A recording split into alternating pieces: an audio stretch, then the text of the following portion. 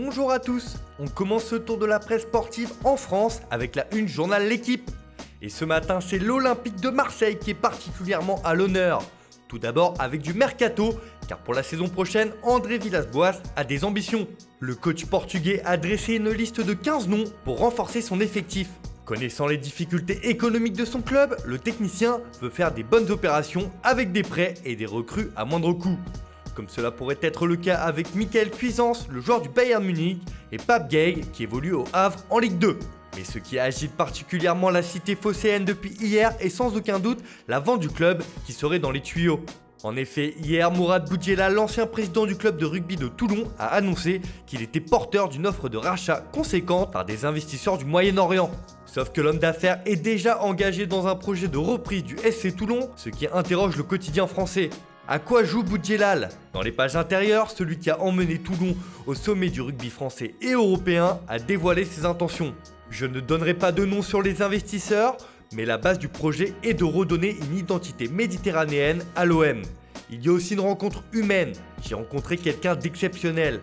Il y a un engagement humain très fort, et c'est toute la canebière qui trépigne d'impatience.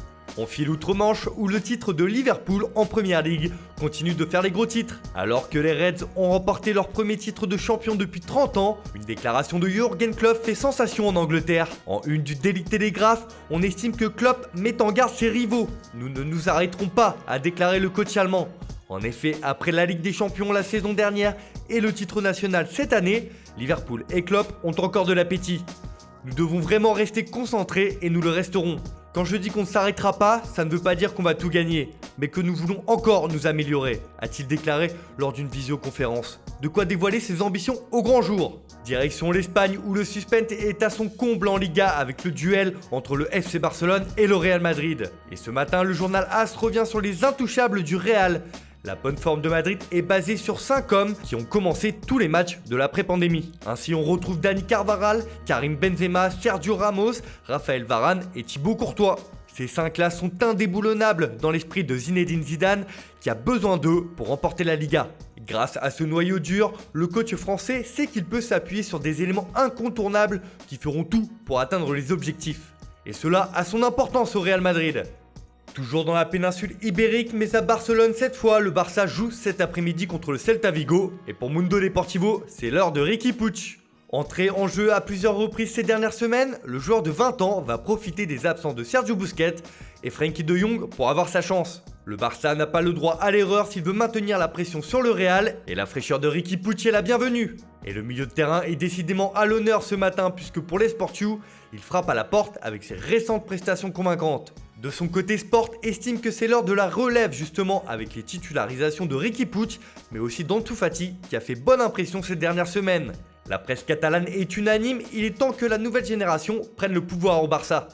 On termine ce tour de la presse en Italie avec la victoire de la Juventus hier soir face à Lecce. Et les Bianconeri n'ont pas fait dans la dentelle puisqu'ils se sont imposés 4-0 sur leur pelouse. Pour tout au sport, c'est le Carredas avec notamment un Paolo Dybala des grands soirs qui est impliqué sur les 4 buts de son équipe. Avec ce succès, la vieille dame se rapproche plus que jamais du titre alors que ses concurrents la Lazio et l'Inter ont trébuché cette semaine. Avec 7 points d'avance au classement, la Juve va être difficile à rattraper. Et on termine au Portugal où le départ de l'entraîneur Bruno Lage ne fait plus vraiment de doute à Benfica.